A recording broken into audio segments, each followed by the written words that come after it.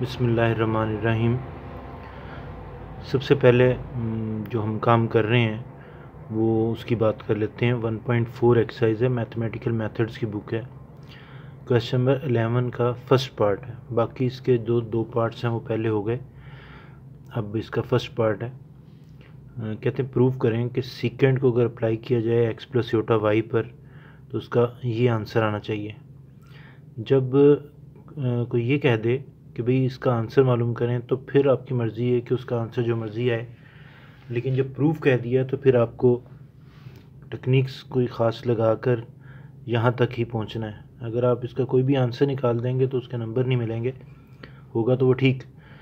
Proof है तो इसलिए जो भी काम करेंगे इसको देखकर काम करेंगे। तो सबसे पहले मैंने लेफ़्ट हैंड साइड को सिलेक्ट किया, सीकेंड को लिख सकते हैं 1/cos, एंगल वैसे ही आ गया।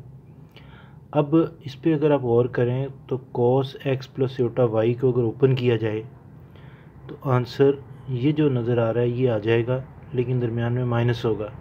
हाँ, अगर यहाँ पे माइनस होता फिर उसे ओपन करते तो ये जवाब आ जाता। बस इसी चीज़ को देखते हुए हमने इससे ऊपर भी और नीचे भी मल्टीप्लाई कर दिया। पहली बात तो ये है कि ये काम क्यों किया, उसकी रीज़न मैंने आपको बताई कि इसको देखते हुए किया। अब रह गया कि जनाब आपने 2 से मल्टीप्लाई और डिवाइड भी किया हुआ साथ ही। उसकी वजह ये है कि नीचे जो चीज़ है इस पे मैंने फर्स्ट ईयर में से एक फार्मूला लेना है 10 चैप्टर का, प्रोडक्ट से सम वाला, वो इस पे लगाना है और उसमें यहाँ पे 2 होना चाहिए, इसलिए 2 से पहले मल्टीप्लाई और डिवाइड कर दिया। अब ये जो ऊपर वाला 2 है, ये देखिए आंसर में ये 2 नज़र आ रहा है, वो है इसका यहाँ पर फार्मूला ओपन कर दिया, कॉस अल्फ़ा माइनस बीटा वाला, cos alpha cos beta plus sine alpha sine beta. अब हमने इसी चैप्टर में 2 छोटे छोटे फार्मूले पढ़े थे कि कॉस के एंगल में अगर योटा आ जाए तो ख़त्म हो जाता है और हाइपरबोलिक उसे बनाता है। साइन के एंगल में योटा अगर आ जाए तो वो बाहर आ जाता है और उसे हाइपरबोलिक बना देता है। इसके प्रूफ भी किए हुए शुरू में, ये देखिए यहाँ पर ये वाला रूल लगा दिया, 2 बाहर और ये। अब जो ऊपर चीज़ है आंसर में वो तो वो बन गई, अब उसको तो हमने कुछ नहीं करना। नीचे अगर देखें तो 2 है, कॉस है और कॉस है। इसके लिए मैंने एंड में वैसे फार्मूला लिख दिए, ये यहाँ पे 2 cos alpha cos beta, product से सम वाला फार्मूला। जवाब में दोनों कॉस आते हैं, दरमियान में प्लस होता है, पहला एंगल प्लस दूसरा एंगल, पहला एंगल माइनस दूसरा एंगल।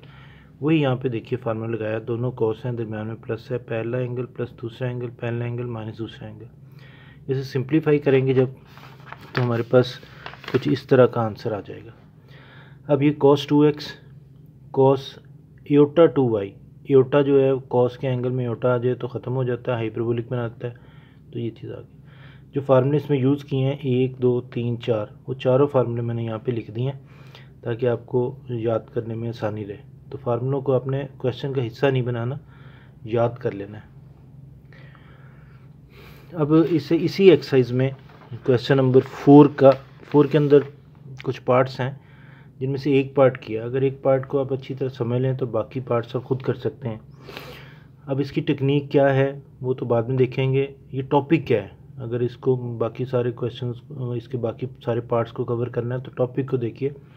टॉपिक को जिस तरह के पावर में कम्प्लेक्स नंबर आ जाए, नीचे भी कम्प्लेक्स नंबर नज़र आ रहा है, ऊपर भी कम्प्लेक्स नंबर आ रहा है। अब स्टूडेंट कहते हैं नहीं ये तो योटा है और योटा है, तो अगर मैं इसको इस तरह लिख लूँ 0 + 1 योटा और इसको लिख लूँ 0 + 1 योटा, तो फिर ये कम्प्लेक्स नंबर की पावर में कम्प्लेक्स नंबर आ गया।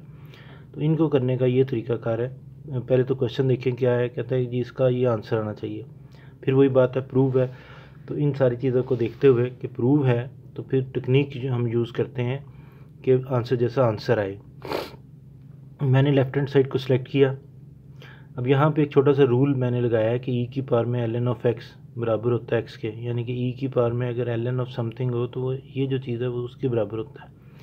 तो बस इसी रूल को देखते हुए इस सारे को मान लिया x, e की पावर में log ऑफ x, तो इस सारे का आंसर इस रूल के मुताबिक क्या होगा ये। अब इस टेक्निक से क्यों चल रहे हैं, आंसर को देखिए, आंसर में e इन्वॉल्व हो रहा है तो हमने इस तरह इस रूल को लगा कर e इन्वॉल्व कर लिया। अब लॉग की एक प्रॉपर्टी है, लॉग की पावर में अगर लॉग के आगे जो रकम है उसकी पावर अगर हो तो वो पावर उतर के शुरू में आ जाती है, वही रूल इस पे लगाया, ये यहाँ पे आ गया। अब इसको इस योटा पे इस कम्प्लेक्स नंबर पे लॉग अप्लाई करना है, तो मैंने इसको कम्प्लेक्स नंबर को इस तरह लिख लिया, योटा को 0 + 1 योटा। इसको इक्वेशन नंबर 1 करके रोक दिया। अब इस पर मैंने लॉग अप्लाई करना है। दो तरीके हैं, कार्टेशियन फॉर्म में रहते हुए लॉग अप्लाई करना और पोलर फॉर्म में लॉग अप्लाई करना। दोनों ठीक हैं, दोनों में से जो मर्ज़ी आप लगा लें। मैंने इसको पोलर में चेंज किया, यानी कि मैंने इसका आर और थीटा मालूम किया और उस पर लॉग को मैंने अप्लाई किया। इसको रोक दिया यहाँ पे, इसको यहाँ से पिक किया। पोलर फॉर्म में चेंज करने के लिए क्या करते हैं, सबसे पहले उसे लेट कर लेते हैं r cos theta plus iota r sine theta के। वो मैंने लेट कर लिया, दो इक्वेशंस कंपेयर इक्वेट कर लिया, रियल पार्ट और इमेजिनरी पार्ट को, दो इक्वेशंस आ गई। स्केयरिंग और एडिंग किया, इस तरीके से आर की वैल्यू हमारे पास आ गई। अब इस आर की वैल्यू को 2 और 3 में पुट कर दिया। कॉस थीटा आ गया 0 और साइन थीटा आ गया 1। ये वो जगह है 90 डिग्री जहाँ पर कॉस का जवाब 0 होता है और साइन का जवाब 1 होता है। तो थीटा का आंसर क्या आ गया, 90 डिग्री। उसको मैंने पाई की फॉर्म में लिख दिया, π/2। अब मुझे आर भी मिल गया, थीटा भी मिल गया। अब मैंने एक फार्मूला लिखा कि किसी कम्प्लेक्स नंबर पे जब लॉग अप्लाई करते हैं, हमारे पास क्या था जिस पे हमने लॉग अप्लाई करना था, योटा। तो लॉग अप्लाई करते हैं तो उसका जवाब होता है ln of r plus iota theta. R की वैल्यू 1 जो हमने फाइंड की है, थीटा की वैल्यू π/2 जो फाइंड की है वो पुट कर दी। ln ऑफ 1 की वैल्यू 0 होती है, वो 0 लिख दिया, सिंप्लीफाई किया, ये जवाब आ गया। अब इसे उठा के हमने इक्वेशन नंबर जो 1 हमने बना के रखी है उसमें पुट कर दिया। ये हमारा क्वेश्चन था, उस क्वेश्चन को हमने इस तरह डिज़ाइन किया हुआ था, ई की पावर में aorta log of aorta. Log of aorta की वैल्यू ये जो निकाली है बड़ी मेहनत करके, वो यहाँ पे पुट कर दी। अब इन दोनों को मल्टीप्लाई किया, एयोटा स्क्वायर π/2 आ गया। एयोटा स्क्वायर किसके बराबर होता है, -1 के। इस तरह -π/2 आ गया, ई की पावर में -π/2। This is the final answer.